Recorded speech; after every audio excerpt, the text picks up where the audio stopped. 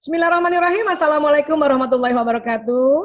Alhamdulillahirrabbilalamin. Wassalatu wassalamu ala asyrafil anbiya'i wal mursalin wa ala alihi wa sahbihi ajmain, amma ba'du. Sahabat-sahabat, para Rumilers, Masya Allah, sudah lama nggak jumpa ya.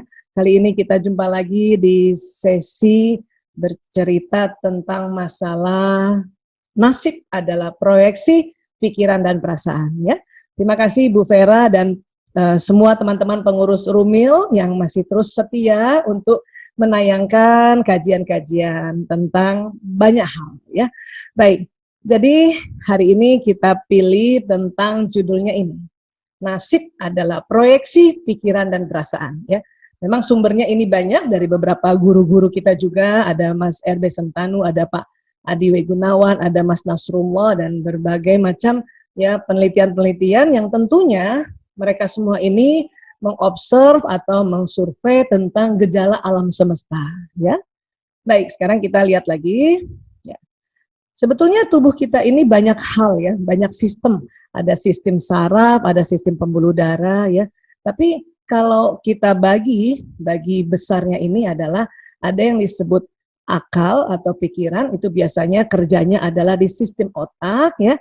Dan ada juga yang disebut perasaan atau kolbu, yaitu peran dari ya organ yang di dalam dada, di fisudur ya, dan organ dalam dada yang disepakati itu kalbu adalah jantung ya. Beberapa kajian sebelumnya kita sudah belajar atau sudah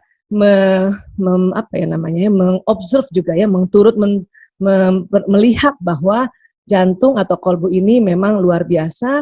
Kolbu itu ada juga otaknya sendiri ya, dan kemudian kolbu ini punya potensi juga merekam memori dan juga merekam apa yang selama ini kita ucapkan, kita lihat, kita dengar dan kita perbuat ya, Masya Allah. Jadi kalau kita bilang pikiran itu kerjanya akal dan perasaan itu kerjanya kolbu ya. Jadi kita katakan nasib adalah proyeksi pikiran dan perasaan kita ya. Tentu ya, kalau semua kata-kata atau kalimat dan pesan pikiran itu ya nanti jalan lewat sistem saraf. Ini sering sekali ya kalau kajian kita nih bicara tentang tubuh manusia dan bicara sistem saraf. Dan sistem saraf ini kan kerjanya kayak kabel listrik. Dia membawa pesan. Pesan apa?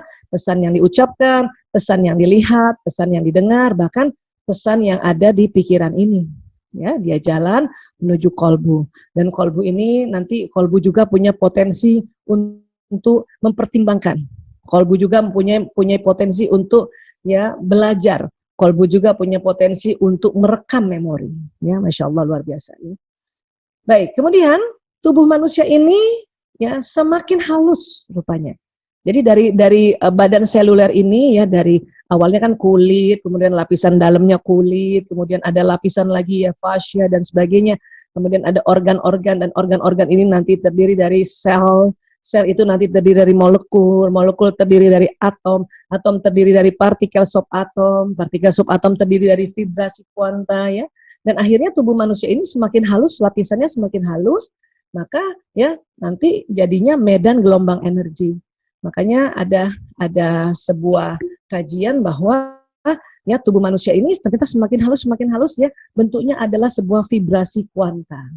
Ya, dan ini medan gelombang energi manusia inilah yang sering ya membroadcast pesan-pesan apa yang kita ucapkan, pikirkan, rasakan ya. Nah ini, jadi tubuh manusia itu ya jadi ada dua jenis, badan seluler dan badan bioplasmik, sering disebut seperti itu. Dan berkali-kali kita di Rumil membahas ini ya.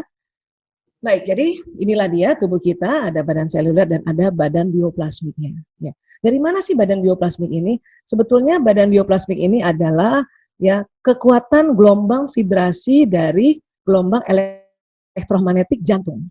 Jantung ini kuat sekali, ya.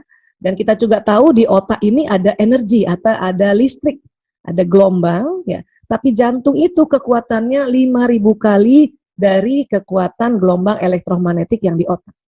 Dan kemudian ya seluruh tubuh juga memberikan vibrasi atau getaran gelombang ke sekitar kita atau bahkan juga ke alam semesta.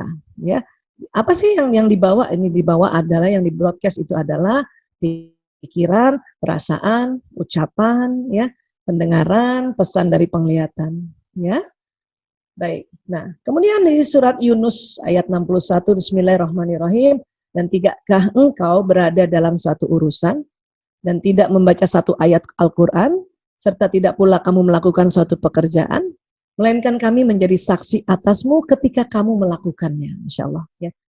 Kemudian lanjutan ayat ini, tidak luput sedikit pun dari pengetahuan Tuhanmu, biarpun sebesar atom zarah, ya, di bumi ataupun di langit.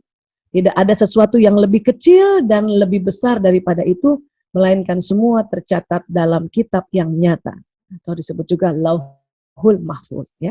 Jadi berdasarkan ayat ini, ya, Allah sudah berfirman bahwa kita tuh, ya, sekecil apapun kita ini, itu Allah Maha tahu. Artinya, ya, ciptaan manusia dari badan seluler dan badan bioplasmik yang terdiri dari tadi molekul, atom, partikel, dan akhirnya vibrasi, itu memang Allah yang ciptakan. Adapun ilmuwan atau saintis ini kan dia mensurvei, mengobservasi, dan kemudian mereka membuat sebuah teorinya berdasarkan, ya, kekuasaan, tanda-tanda kekuasaan Allah ini. Ya. Nah, jadi selama ini kita sudah pernah belajar bahwa badan bioplasmik ini keluarnya lewat pembuluh meridian. Di mana pembuluh meridian? Subkutis di bawah kulit. Ya. Kemudian ini ada lubang-lubang ini dia berputar. Biasanya dia berputarnya ke kiri kayak orang tawaf. Ya, makin bagus putarannya, makin keluar gelombang energi ini semakin baik lagi, semakin kencang lagi. Dan yang paling kencang itu memang di daerah paru-paru. Di daerah jantung di sini, antara kedua paru-paru. Ya, di sini ada bulatan di depannya, ya, di bawah kulitnya dari rongga dada ini yang mengeluarkan gelombang vibrasi yang paling kuat di antara seluruh tubuh. Ya. Dari mana sinyal ini? Dari makanan dan minuman yang kita makan, diproses di sel, dan sel ini ada dari otak sampai kaki kita. Ya, dan apa yang diucapkan, apa yang dipikirkan, apa yang dirasakan itu nanti jalan ke sistem saraf. Setelah dia jalan lewat sistem saraf ke seluruh tubuh, ya, pikiran, perasaan itu juga didorong oleh badan bioplasmik ini ke alam semesta. Ya, nah, ini jadi seperti ini, ya, kerjanya. Ya, kalau kita mau bicara tentang anatomi badan bioplasmik itu lebih detail lagi, ya, kita akan butuh waktu yang cukup panjang, ya. Tapi untuk sementara kita akan tahu bahwa gelombang ini keluarnya dari pembuluh meridian, ya. Nah, kemudian, ya, sinyal ini juga, ya, ini berlapis-lapis sebetulnya. Secara anatomi ini banyak lapisannya. Ya. Dan yang paling luar ini namanya gelombang spiritual. Biasanya nggak bisa diukur. Dan gelombang spiritual ini keluar pada saat kita berdoa, berniat, dan berprasangka. Ya. Nah, kemudian kalau kita bilang pikiran dan perasaan, inilah, ya, yang kira-kira, ya, wallahu alam bisawab, ya, inilah yang kita akan sebut sebagai prasangka atau zon. Jadi prasangka itu bukan hanya pikiran saja, tapi pikiran dan perasaan. Karena antara pikiran dan perasaan, antara akal dan kolbu, itu punya kaitan yang sangat luar biasa. Dia punya poros khusus. Maka inilah, ya, bisa jadi inilah yang disebut zon tadi, prasangka tadi. Tentu prasangka ini terbagi dua, ada yang prasangka baik, husnuzon, dan prasangka buruk, su'uzon. Ya. Jadi kalau kita bilang prasangka, itu kerja pikiran dan perasaan. Bukan hanya di otak saja, ya, tetapi juga di kolbu. Ya. Nah, dalam surat Al-Hujurat ayat 21, Bismillahirrahmanirrahim, ya, wahai orang-orang beriman, jauhilah kebanyakan prasangka, karena sebagian prasangka itu dosa. Ini memang tidak satu ayat, ya, ini ayat kemudian ada komanya, ya, sebetulnya, ya. Jadi kita disuruh menjauhi, karena sebagian prasangka itu dosa, karena itu tadi yang, ya, masuk di prasangka buruk tadi, su'uzon tadi. Ya. Nah. Kemudian juga di hadis qudsi ini, ya, populer sekali, ya, aku sesuai prasangka hambaku, ya. Ana inda zonni abdibi. Aku sesuai prasangka hambaku, ya. Dan ternyata hadis qudsi ini panjang, ya, ada lanjutannya, ya. Aku bersamanya ketika ia mengingatku. Ya, ini firman Allah, ya. Jika ia mengingatku saat bersendirian, aku akan mengingatnya dalam diriku, ya Allah. Jika ia mengingatku di suatu kumpulan, aku akan mengingatnya di kumpulan yang lebih baik daripada kumpulan itu, yaitu kumpulan para malaikat. Masya Allah. Inilah mengapa kita ini, ya, senang sekali ikut majelis-majelis yang membuat kita mengingat Allah. Ya. Hanya sekarang mungkin karena belum lagi bisa untuk kita kumpul tatap muka bersama-sama, maka ya pertemuan itu lewat ya seperti ini ya. Tapi itu tadi pada saat kita kumpul dan kita ingat Allah, Allah mengingat kita di kumpulan yang jauh lebih baik dari kumpulan kita ini ya, Masya Allah. Baik, dan kemudian ya, an Abi Hurairah radhiyallahu anna Rasulullah sallallahu alaihi wasallam iyyakum wa zanna fa inna zanna akdzabul hadis. Dari Abu Hurairah radhiyallahu bahwasanya Rasulullah sallallahu alaihi wasallam bersabda, jauhilah prasangka buruk karena prasangka buruk adalah sedusta-dustanya perkataan. Ya, ini hadis riwayat Bukhari dan Muslim. Jadi kita memang sudah jauh-jauh hari ini ya diminta oleh Rasulullah sallallahu alaihi wasallam untuk menjauhi prasangka buruk. Karena memang bahaya banget prasangka buruk itu. Setelah diteliti ya oleh para ilmuwan, pantesan ya kita dari awal diminta untuk menjauhi prasangka buruk. Ya. Baik, dan kemudian ya kita harus berhusnuzan pada Allah. Janganlah salah seorang di antara kalian mati melainkan ia harus berhusnuzan pada Allah. Hadis riwayat Muslim nomor 2877. Nah, inilah makanya kita ya senantiasa gimana caranya nih berupaya berikhtiar untuk kita husnuzan pada Allah, berprasangka baik pada Allah, termasuk pandemi ini. Ya, kita ikhtiar untuk ke situ. Kadang-kadang perasaan kita ya ada suuzonnya, segera istighfar, cepat naik lagi. Akhirnya kita menjadi ya senantiasa husnuzon. Ya. Nah, kemudian ya kalau kita bilang tadi pikiran dan perasaan itu ya memproyeksi atau nasib adalah proyeksi. Ya, ini jadinya nasib seorang adalah proyeksi dari pikiran dan perasaannya. Jadi ibarat LCD proyektor ini namanya proyeksi. Ya, memproyeksi apa yang ada di dalam ya program laptop yang disambung oleh LCD proyektor ini. Gitu. Jadi langsung ya. Nasib kita itu proyeksi pikiran perasaan kita. Nah, jadi kalau misalnya di laptop ditulis pikiran, maka ya tentu LCD proyektor langsung di layar itu bagaikan layar ini adalah katakanlah layar ini adalah nasib kita, maka pikiran kita muncul di nasib itu. Jadi kalau orang nasibnya baik, itu berarti pikirannya baik, ya dia berupaya, saya katakan berupaya, berikhtiar untuk senantiasa pikirannya baik, ya. Dan juga perasaan, tentu perasaannya juga baik, gitu. Ya. Makanya tadi kita bilang bahwa pikiran dan perasaan ini kita sebut namanya zon atau prasangka, ya. Jadi kalau ada orang nasibnya baik itu, ya pasti deh, ya. Mereka berusaha berikhtiar sekuat tenaga orang itu untuk berpikiran dan berperasaan baik atau berhusnuzon. Makanya nasibnya langsung kelihatan, ya baik. Dan tentu baik atau suksesnya masing-masing itu tergantung ya konsepnya orang masing-masing. Ada orang hidup pokoknya tenang aja, nggak ngoyo tapi perasaannya bahagia, anak istrinya penuh mawaddah warahmah, ya. Ibadah dijalankan dengan baik, itu juga sesuatu kesuksesan. Dan tentu pikiran perasaannya itu senantiasa dia berupaya untuk selalu husnuzon pada Allah. Ya, nasib, nah nasib juga gitu kalau ada diketik di laptop nasib maka ya itu keluarnya proyeksinya nasib, ya nasib.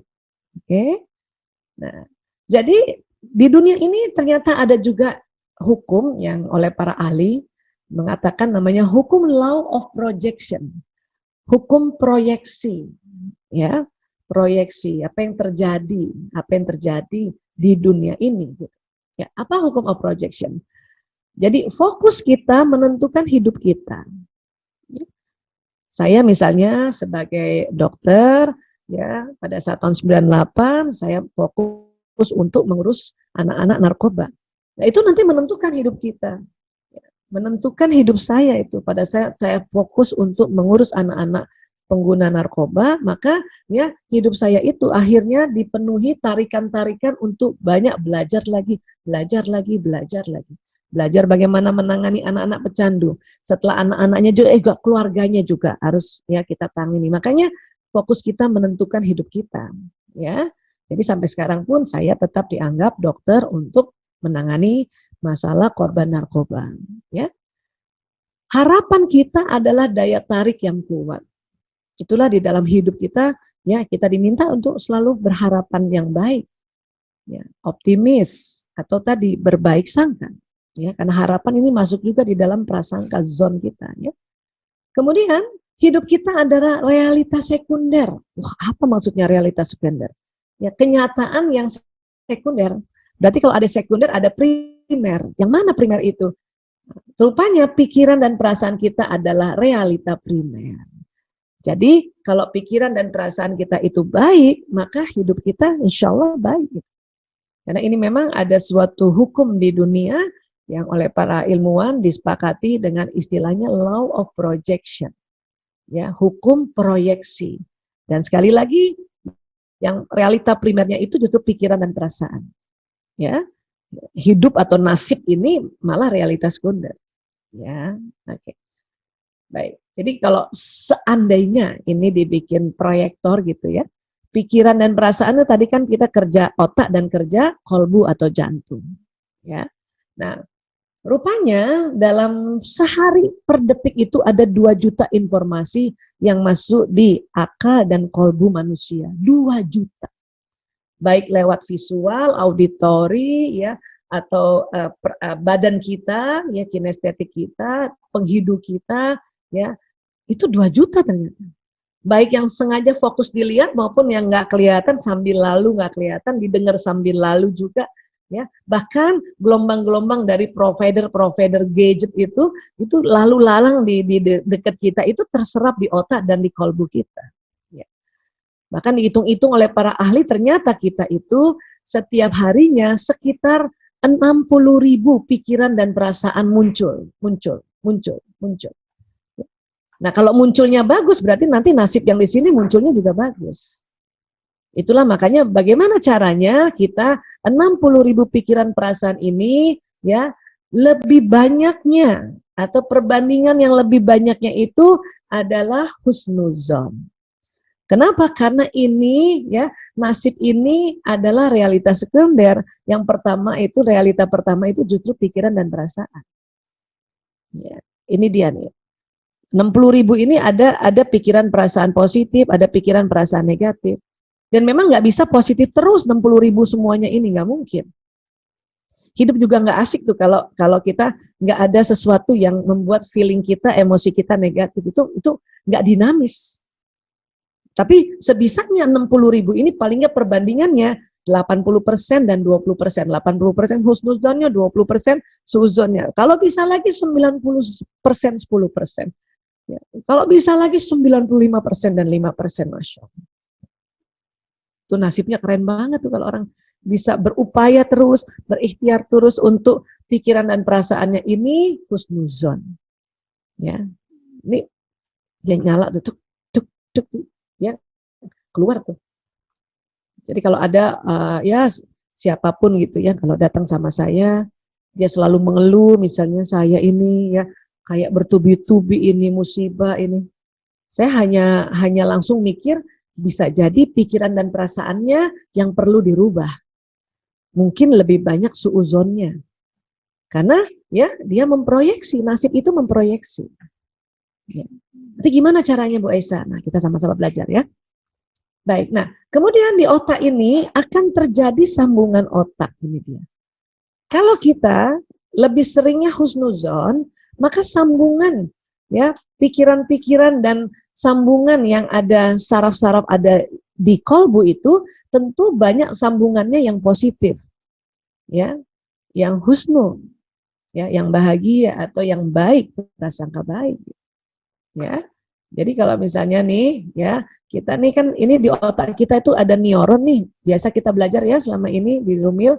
Kemudian setiap neuron ada kabel-kabelnya nih.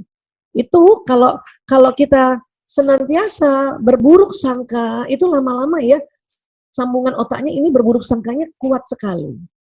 Dan ini berburuk sangka yang kuat ini bisa memproyeksi. Makanya dia nanti jadi nasib. Nasib yang buruk rupanya. Oke. Tapi kita ya di dalam hidup ini senantiasa usaha dan ikhtiar untuk sambungannya ini adalah berbaik sangka, husnuzon, ya, berbaik sangka. Gimana caranya Bu Aisyah untuk berbaik sangka? Ya, kita memang harus niatkan Bismillahirrahmanirrahim, dengan izinmu ya Allah, ya saya senantiasa berbaik sangka padamu ya Allah. Ya, saya husnuzon padamu ya Allah. Dan itu kalau diulang-ulang, itu maka sambungan neuron kita akan terjadi sambungan berulang-ulang. Dan dia akan membentuk pesan. Makanya karena kita bermohon pada Allah untuk berbaik sangka, pertama sekali otak sambungannya ya jadi kuat tentang baik sangka ini. Dan kemudian di jantung, karena kita pernah belajar juga bahwa jantung itu ada neuronnya kayak gini, itu jantung juga terjadi koneksi, sambungan-sambungan neuron.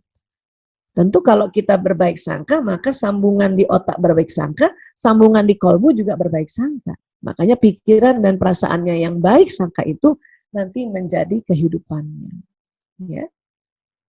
Jadi kayak gini kan. Jadi kalau misalnya 60.000 pikiran perasaan kita ini ya upayakan terusnya, katakanlah ya sampai 80% aja ya yang husnuzon, itu nasibnya itu tentu baik gitu. Nasibnya yang husnu. Ya. Ini namanya hukum proyeksi, ya. Kemudian dampak husnuzon apa?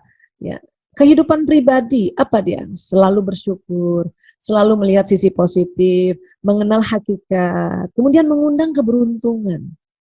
Ini udah sering banget ya, penelitian secara empirika, secara pengalaman, dan kemudian juga diriset dan akhirnya dibikin statistiknya.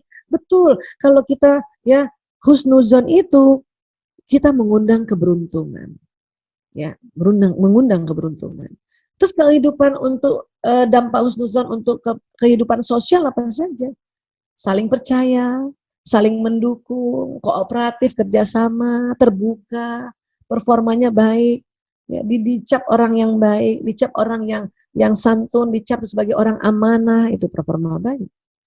Ya, minimal kita dengan pasangan dan anak-anak, itu kan juga kehidupan sosial kan? Itulah dampaknya husnuzon. Karena ini betul-betul jadi sebuah realitas sekunder. Ya, primernya husnuzon tadi.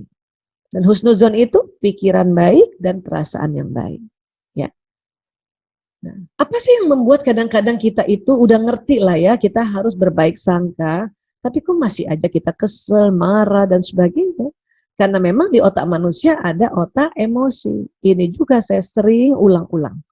Saya sengaja ulang-ulang untuk masalah emosi ya. Kenapa? Karena apapun yang diulang-ulang itu insya Allah bertambah faham. Ya, nah ini ada sebuah sistem yang Allah desain pada setiap manusia yang bertanggung jawab terhadap emosi. Ya, bahkan bukan hanya setiap manusia, tetapi hewan golongan mamalia juga punya limbik system. Inilah makanya disebut otak mamalia.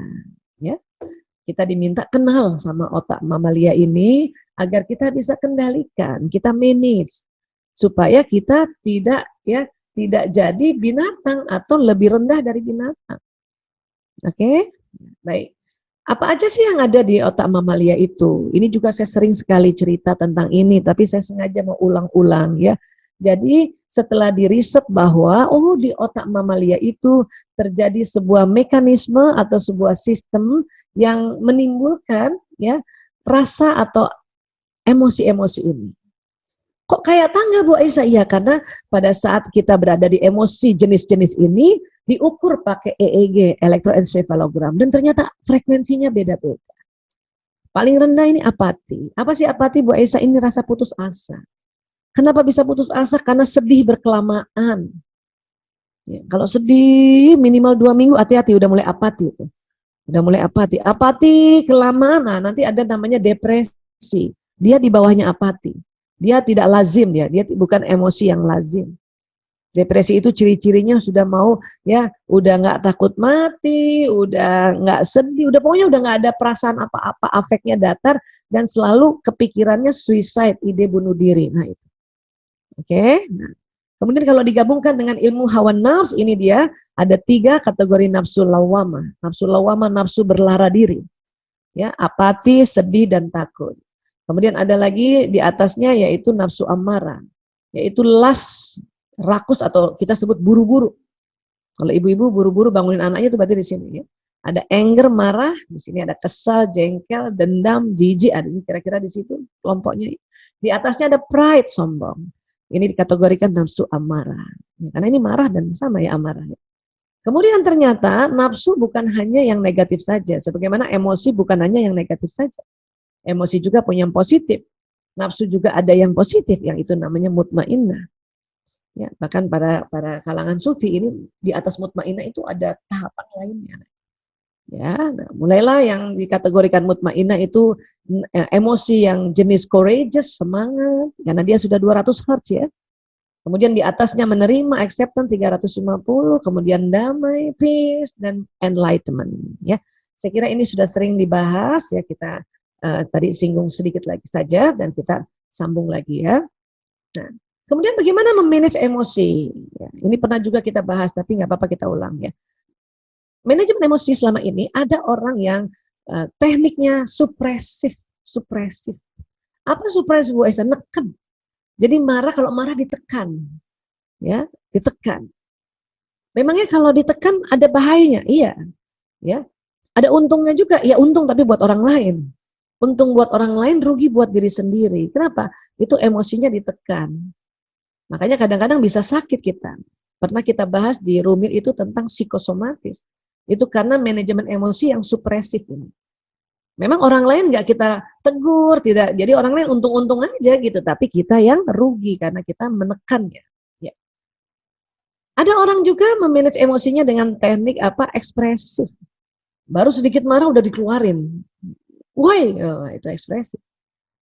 Memang untung buat diri sendiri, kenapa dia nggak neken, tapi rugi buat orang lain. Ya, kalau kita damprat suami atau anak itu mereka sedih dan mereka tersinggung dan itu rugi buat orang lain. Memang untuk kita yang ekspresif kayaknya plong-plong aja, tapi malah menambah masalah dengan orang lain. Terus gimana dong? Ini supresif dan ekspresif belum win-win solution. Makanya ada dinamakan teknik manajemen emosi apa? Release. Dan release ini untung buat diri sendiri dan untung juga buat orang lain. Dan release ini yang sering disebutnya sabar. Release bukan menekan tapi dia menahan. Sabar juga asal kata dari sabaru yasbiru, ya itu menahan. Release itu menahan. Ya. Bagaimana cara menahannya? Teknik release-nya ya. Ada orang bilang tekniknya allowing. Apa sih allowing ini? Itu tarik nafas, istighfar, tuh. Astagfirullahaladzim, ya. Itu sudah langsung sudah lepas, itu sudah terilis. Tentu yang allowing ini adalah teknik allowing dipakai untuk masalah-masalah yang tidak terlalu berat, ya. Tapi kalau masalahnya agak berat, maka ada teknik namanya direct question. Apa direct question ini? Jadi ada kayak dialog sama diri sendiri. Misalnya kita kesel nih, terus kita tanya sama diri sendiri, ya, wahai Aisyah, bisakah kamu melepaskan kesal ini? Langsung jawab bisa. Maukah kamu Aisyah lepaskan kesal ini? Mau. Kapan? Sekarang. Ini namanya direct question. Kalau ini memang diteliti oleh para ilmuwan-ilmuwan manajemen emosi, ini ya sangat bisa berpengaruh pada perasaan kita dan pikiran kita, emosi kita. Ya. Dan diulang-ulang tentunya. Bisakah saya melepaskan perasaan ini? Bisa. Maukah saya melepaskan perasaan ini? Mau. Kapan? Sekarang. Itu 3 rangkai ini pertanyaannya. Ya. Ada juga teknik releasing yang diving in. Jadi direnungin, terus direnungin, diselami. Emosi peristiwa itu selami. Awalnya nggak enak, lama-lama udah enak juga. Kenapa? Karena udah lepas. Ya. Ini ada teknik releasing, kata para ahli, ini dibagi 3 besar, allowing, direct question, diving in. Ya. Nah sekarang, ya, nafas dalam itu rupanya bisa untuk rilis ya, iya, karena kita tarik oksigen, ya, karbon dioksida keluar. Ya. Apalagi Bu Aisyah, ya, istighfar, astagfirullahaladzim, ini juga pernah kita bahas ya agak dalam ya. Rupanya kalau kita istighfar, ya, selain memang diminta oleh Rasulullah untuk kita rutin baca istighfar, karena kita ingat janjinya Nabi apa? Ya, siapa saja rutin baca istighfar, maka Allah akan memberikan solusi atas setiap kesulitannya, penyelesaian bagi setiap permasalahannya, dan dia akan memberinya rezeki dari jalan tak terduga. Ya Allah. Keutamaan istighfar itu banyak sekali sebetulnya, ya, tapi dari sini aja sudah 3 keutamaannya. Ya. Dan kalimat astagfirullahalazim, aku mohon ampun pada Allah yang Maha Azim, Maha Agung. Itu keren banget ini kalimat ini, ya Allah, Masya Allah. Dan ingat, dia akan jalan ke sistem saraf. ya, dia akan terekam ke otak dan juga ya terekam di jantung. Dia akan istighfar ini membersihkan ya emosi-emosi yang ada di memori otak dan juga membersihkan emosi-emosi yang ada di memori jantung. Ya. Baik, sekarang jadi kalau kita istighfar tadi astagfirullahaladzim. Dan ingat sistem saraf ini kerjanya kayak kabel listrik ini. Kabel saraf ini kayak kabel listrik. Dia membawa pesan. Dari apa? Dari apa yang diucapkan, dari apa yang dilihat dan dari apa yang didengar. Ya. Tarik nafas memang mengambil oksigen dan mengeluarkan karbon dioksida. Ya. Itu adalah teknik umum pada saat kita memanage emosi. Tapi istighfar ini jauh lebih dahsyat. Astagfirullahaladzim, itu karbon dioksida keluar dulu. Karena karbon dioksida keluar lebih maksimal, hidung tarik oksigen maksimal. Dan kalimat astagfirullahaladzim itu jalan ke sistem saraf. Itu luar biasa. Aku mohon ampun pada Allah yang maha azim, maha agung. Dia jalan ke sistem saraf. Dan tentu jalan juga ke kolbu itu. Dan kolbu ini mengirim pesan ke gelombang elektromagnetik sekeliling kita. Bahwa kita beristighfar. Ya Allah. Dan kemudian apa? Ya, kalau juga kita ya meluruskan niat. Setiap kita ada niatan. Ya, mau sehat hari ini, mau semangat dan bahagia hari ini. Tentu lafazkan. Alhamdulillah ya Allah, insya Allah hari ini saya sehat walafiat. Maka kalimat Alhamdulillah ya Allah itu jalan tuh. Alhamdulillah ya Allah, segala puji bagi Allah. Ya. Insya Allah. Ya. Itu jalan tuh. Insya Allah saya sehat walafiat, saya sehat walafiat. Jadi kalimat-kalimat itu punya kekuatan, punya power. Ya. Dan juga nanti mempengaruhi ya secara pembuluh darah itu ya apa yang dipengaruhi jantung atau kolbu ini. Kenapa? Karena kalau kita ucapkan yang bahagia, yang bagus-bagus, itu selain jalan di badan, ya sistem saraf membawa pesan ke otak. Dan di otak ini ada namanya kelenjar pituitari, ini pertemuan dua alis agak ke belakang sedikit, itu hormon rasa bahagia. Di situ dia terstimulasi. Hormon bahagia keluar dari kelenjar pituitari, masuk ke pembuluh darah. Ya. Dan kemudian dipompa oleh jantung dan terasa seluruh tubuh itu hormon bahagia. Makanya kita pada saat mengucapkan hal-hal yang baik, hal-hal yang bahagia, kita ucapkan husnuzon kita, maka ya kita rasa badan kita tuh enak banget. Kalau kita bicara yang buruk-buruk, kita selalu lakukan suuzon, prasangka buruk, hati-hati, dia juga jalan di sistem saraf. Namun Allah memberikan waktu tunda. Apa waktu tundanya? Kalau bahasanya atau kalimatnya positif, maka sekali diucapkan jalan. Kalau yang negatif, ya untung ada waktu tunda. Sekali diucapkan yang negatif, dia belum jalan. Kok bisa sih sistem saraf tahu ini yang positif, ini yang negatif? Kan ada frekuensi tadi. Sistem saraf manusia ini ya punya kepekaan. Kalau tadi kalau kita ngomong yang baik-baik, itu frekuensi minimal 200 Hz. Makanya sampai dia naik sampai 1000 Hz. Gitu. Jadi kalau kita semangat, saya katakan saya semangat hari ini, itu 200 Hz. Maka kalimat saya semangat hari ini, saya semangat dan bahagia, apalagi itu bisa di atas 200, itu jalan ke sistem saraf. Tapi kalau saya mengeluh, ya, aduh capek misalnya gitu ya. Nah itu satu kali tadi saya ngomong, dia belum jalan. Tapi kalau saya omongin lagi itu sampai kurang lebih 3 kali, 4 kali, maka jalan. Ya. Kita mengeluh misalnya kalimat yang tadi itu kan emosinya di bawah 200. Ya, katakanlah takut itu di atas 100 Hz. Ya. Nah, untuk menyamakan 200 Hz dan jalan ke sistem saraf, maka itu diulang-ulang. Itulah makanya kalau kalimat yang buruk, prasangka buruk diulang-ulang, maka dia jalan juga ke seluruh tubuh dan nanti mempengaruhi ya jantung kita ini, mempengaruhi kalbu kita ini. Ya. Ya, oke. Sekarang kita lihat dulu ya. Nah, emosi ternyata mempengaruhi thinking atau pikiran. Makanya mungkin teman-teman pernah dengar disebut positive thinking dan negative thinking. Positive thinking itu apa sih Bu Aisyah? Positive thinking itu ya, katanya para ahli itu ya, pikiran tentang segala sesuatu yang diinginkan dan disukai. Hari ini teman-teman ada nggak pikiran yang sesuatu yang diinginkan dan disukai? Kalau kita ada pikiran tentang hal tersebut, itu berarti kita lagi berpikiran positif. Ya. Loh kalau gitu negatif thinking apa? Negatif thinking kebalikannya. Pikiran tentang segala sesuatu yang tidak diinginkan dan tidak disukai. Kalau hari ini ya kita sedang memikirkan sesuatu yang tidak diinginkan dan tidak disukai, itu berarti lagi negative thinking. Kadang-kadang positive thinking dan negative thinking itu muncul di benak kita bersamaan. Ya. Yang diminta adalah segera sadari mana yang positive thinking, mana yang negative thinking. Pokoknya positive thinking itu tentang sesuatu yang diinginkan dan disukai. Ya, positive thinking. Contoh misalnya hari ini ya, ini contoh nyata ya, suami saya keluar kota. Ya, tapi karena nggak bisa naik pesawat maka naik kendaraan darat. Pilihannya bukan mobil tapi motor karena rame-rame sama temannya. Ya, yang saya inginkan dan saya sukai adalah suami saya dalam perjalanan lancar, semua pekerjaannya lancar, selamat sampai tujuan dan kembali lagi lancar dan selamat sampai rumah. Itu namanya pikiran positif saya. Tapi di sela-sela pikiran positif saya muncul pikiran negatif apa? Saya takut suami saya kepleset. Kenapa? Karena ini musim hujan. Nah, itu namanya pikiran tentang segala sesuatu yang saya tidak inginkan kan? Dan tidak saya sukai.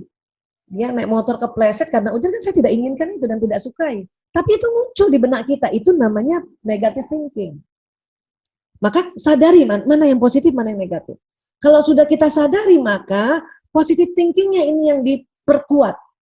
Ya, perkuat ya Allah, kemudian kita bawa sebagai doa ya Allah, ya Engkau Maha melindungi, Engkau Maha memberikan ya kemudahan, ya mudahkan dan lindungi suamiku, berikan sehat walafiat. Nah itu kita kuatin positive thinking.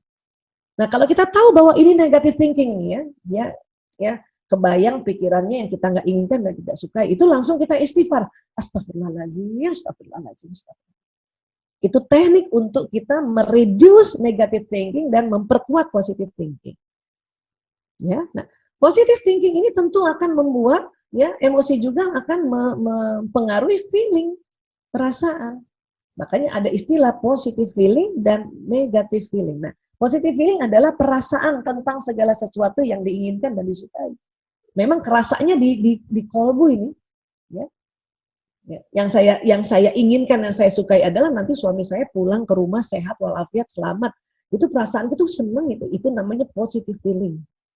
Tapi karena kepikiran juga bahwa karena hujan khawatir jatuh itu positive thinking, maka ya kita punya feeling juga negative feeling, itu nggak enak nanti kalau ada apa.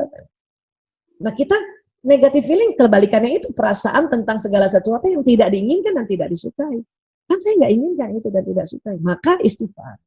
Astagfirullahaladzim, allowing.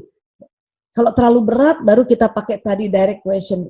Ya Allah, ya bisakah saya melepaskan perasaan ini? Bisa. Maukah saya melepaskan perasaan ini? Mau. Kapan? Sekarang. Astagfirullahaladzim. Kita kombinasikan itu teknik-teknik.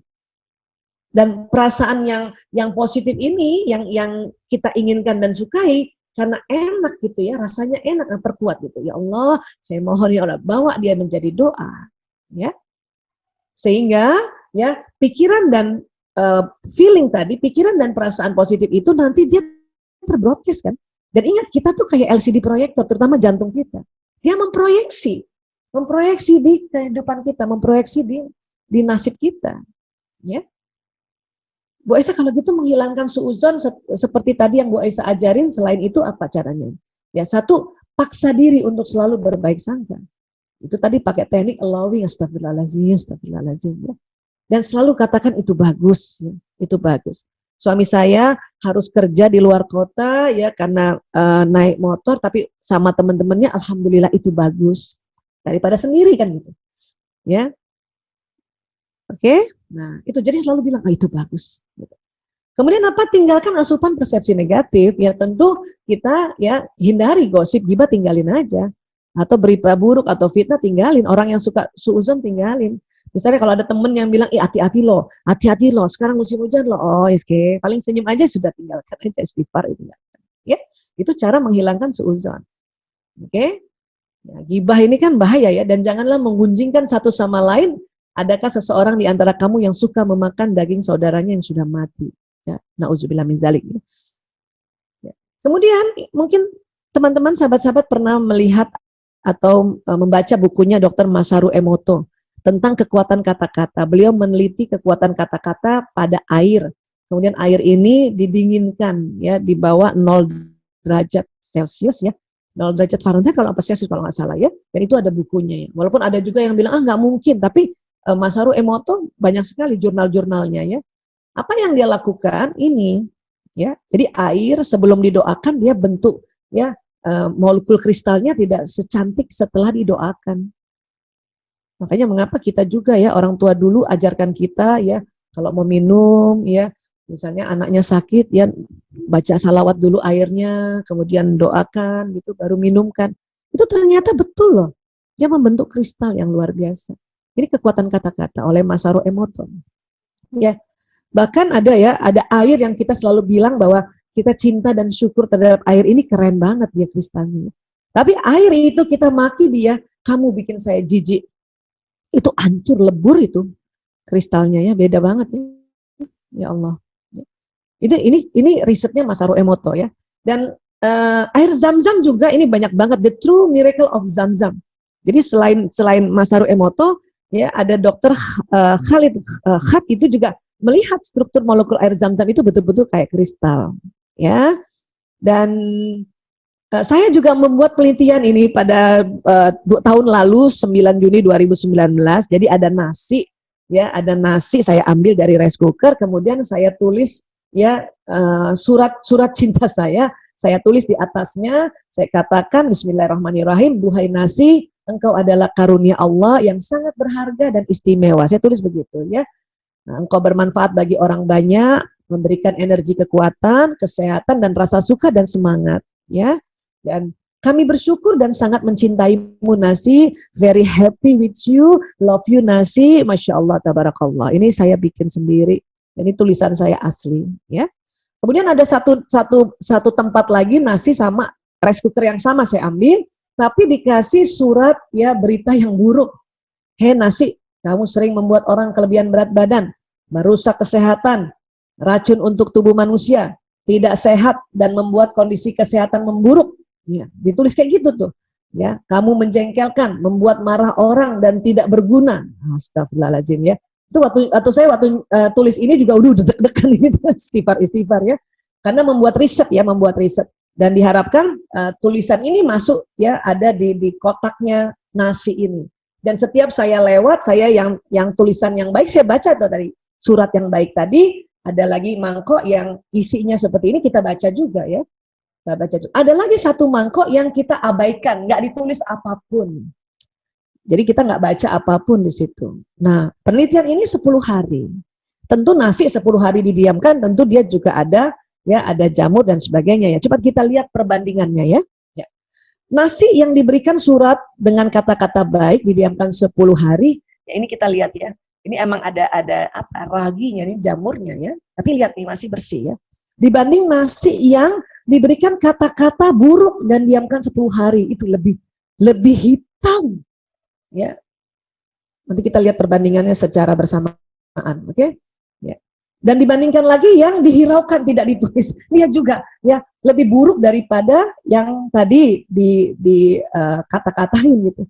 Jadi rupanya makhluk hidup ini kalau dihiraukan, diabaikan itu lebih dampaknya lebih negatif. Jadi kalau kita gabungkan ini yang surat baik, ini yang surat buruk ya, coba lihatnya tadi surat buruk jelek banget ini ya, dan juga yang diabaikan. Ya.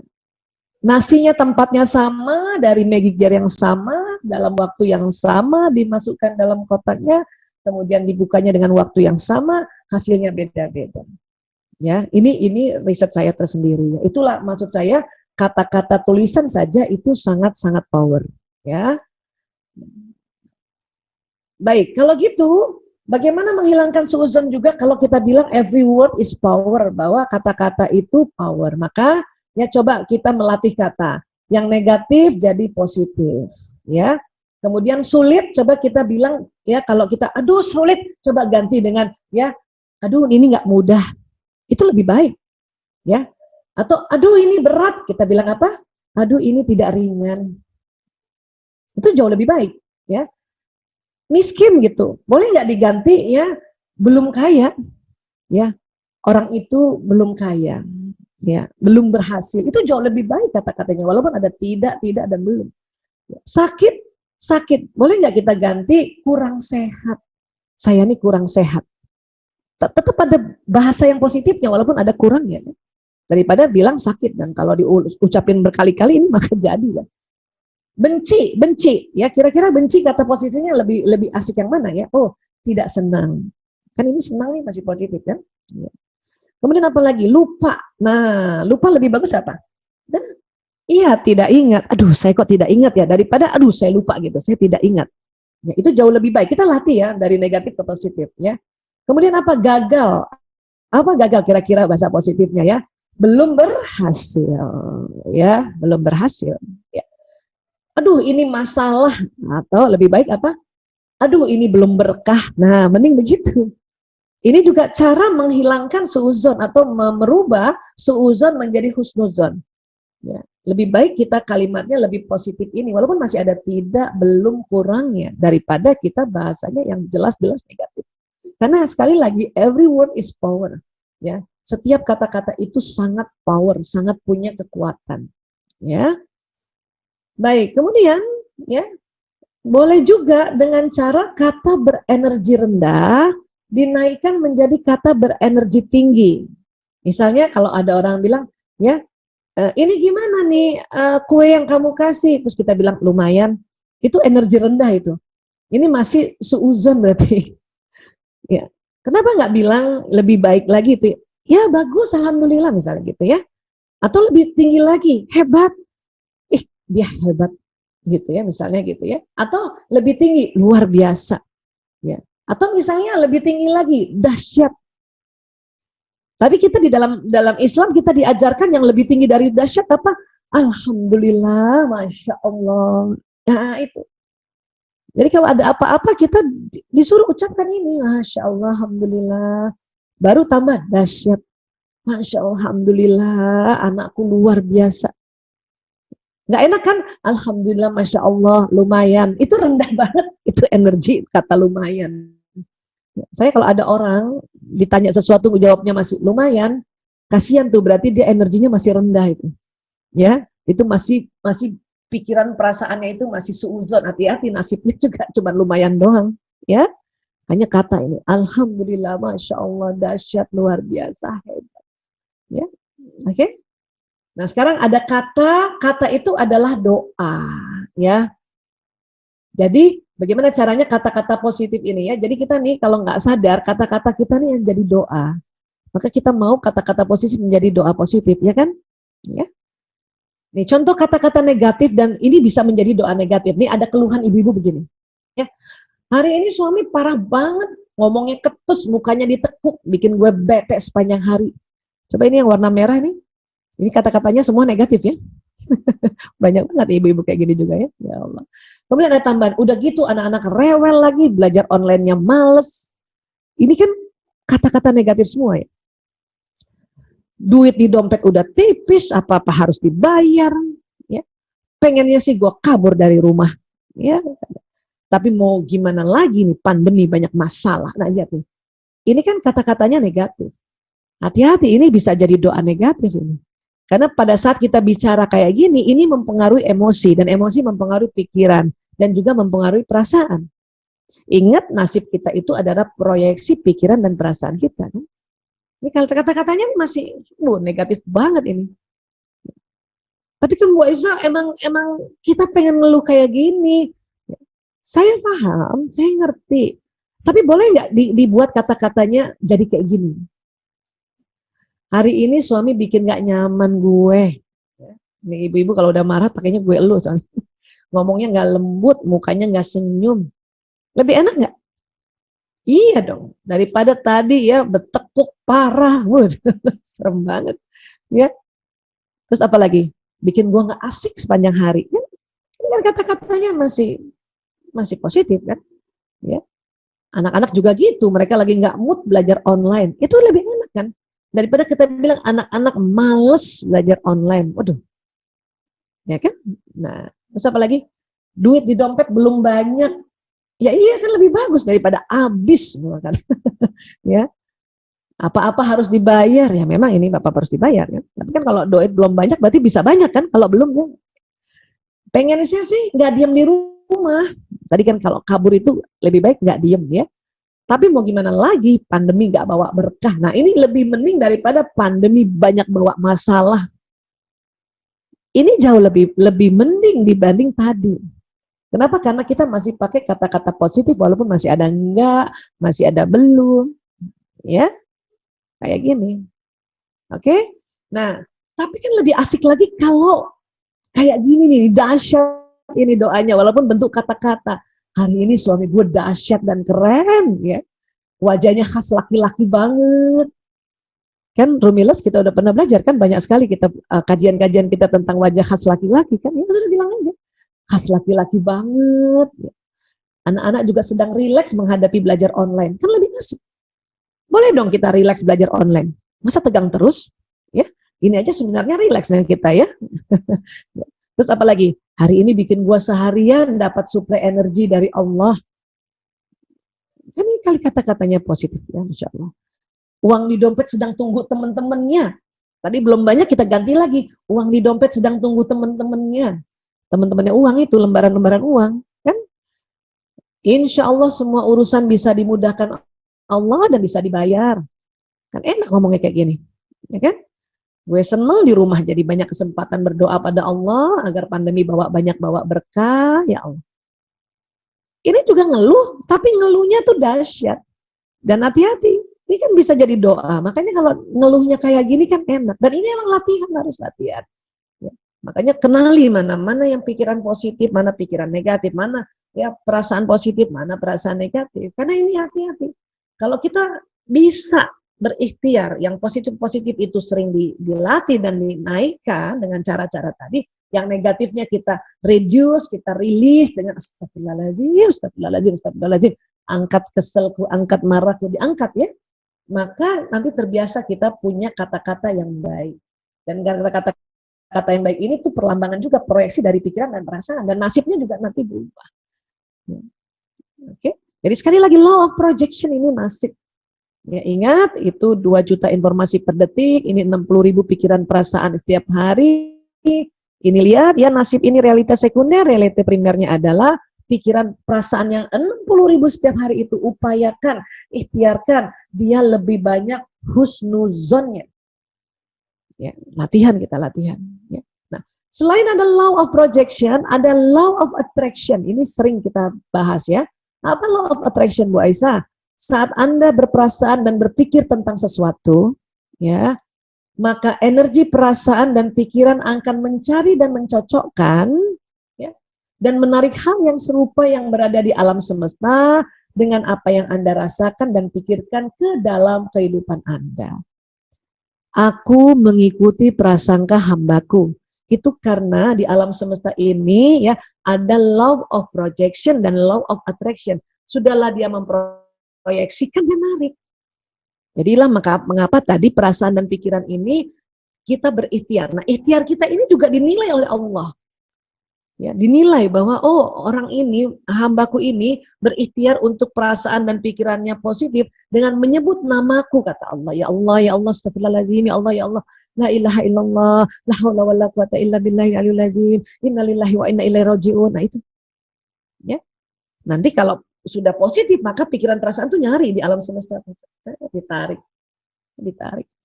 Ya. Manusia adalah magnet dan setiap detil peristiwa yang dialaminya datang atas daya tarik undangannya sendiri. Ya. Kalau hidup kita makin beruntung, itu kita yang tarik. Ya. Karena memang Allah ya sudah membuat hukum alam semesta. Kita yang tarik dan izin Allah ketarik betulan itu. Keberuntungan. Ya. Jadi orang-orang bilang, I attract love, saya menarik kasih sayang. I attract abundance, ya, saya menarik kelimpahan.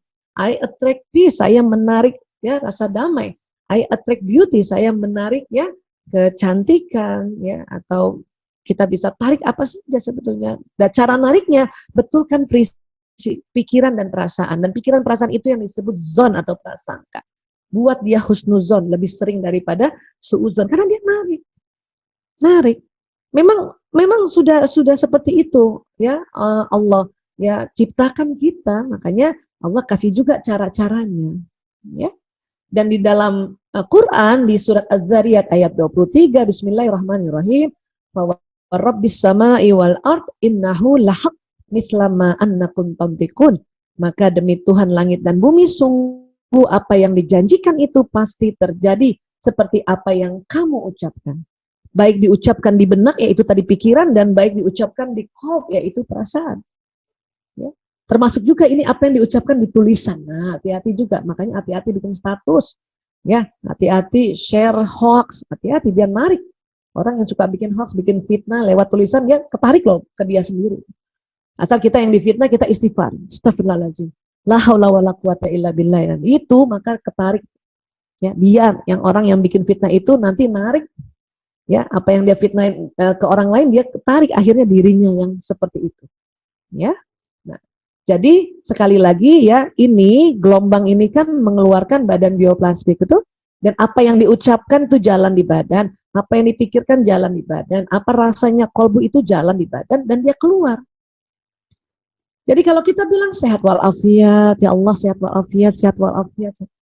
Ini kan di broadcast ya, law of projection dan law of attraction. Maka ditarik apa? Ditarik sehat walafiat. Macam-macam, adalah teman yang bawakan ya herbal barangkali, ada yang teman bawakan habatus sauda, ada teman bawakan madu, ada teman bawakan informasi sehat begini caranya. Itu kalau kita berpikiran dan berperasaan ya memohon sehat walafiat. Kemudian apalagi kalau kita ya penuh cinta gitu, rasa pikiran dan perasaan ya, cinta pada anak-anak, pada suami karena Allah, cinta pada saudara-saudara karena Allah, itu maka dari tubuh kita itu akan membroadcast, membuat law of projection cinta, dan ada law of attraction cinta. Apa yang ditarik? Ya cinta lagi. Banyak orang yang mencintai kita, menyayangi kita. Oke? Nah ini juga misalnya, selama ini kan kata bersyukur, kita bersyukur, ya Allah bersyukur anak-anak sehat ya Allah hari ini. Ya saya bersyukur saya di rumah sama anak-anak ya Allah. Bersyukur, bersyukur, bersyukur. Maka apa yang ditarik? Ya, apa yang ditarik? Nikmat, nikmat. Makin ditambah apa yang kita syukuri tadi. Makin ditambah. Ini yang terjadi sebetulnya. Ya, tapi kalau kita kufur, ya, kita kufur, maka apa yang ditarik? Ya, ini yang ditarik azab. Ya. Itulah ya, makanya di surat Ibrahim ayat 7 ya. Bismillahirrahmanirrahim. Wa idh ta'azzana rabbukum la in syakartum la azidannakum wa la in kafartum inna azabi lasyadid. Ya. Dan ingatlah juga tak kala Tuhanmu memaklumkan, memberitahu ya. Sesungguhnya jika kamu bersyukur pasti aku akan menambah nikmat kepadamu, dan jika kamu mengingkari nikmatku, ya kita kufur nih, kafartum ya, maka sesungguhnya azabku sangat pedih. Belum lagi di akhirat, tapi di dunia kita sudah narik azab pada saat kita kufur nikmat. Ya.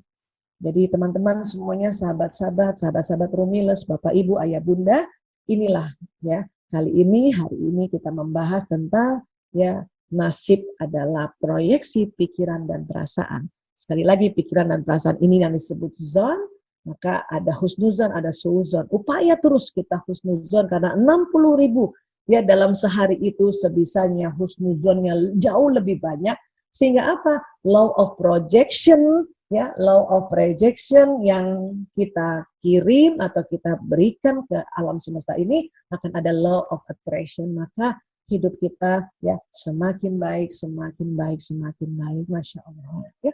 Baik, terima kasih. Maaf lahir batin. Wabillahi taufiq wal hidayah. Wallahu a'lam bishawab. Assalamualaikum warahmatullahi wabarakatuh.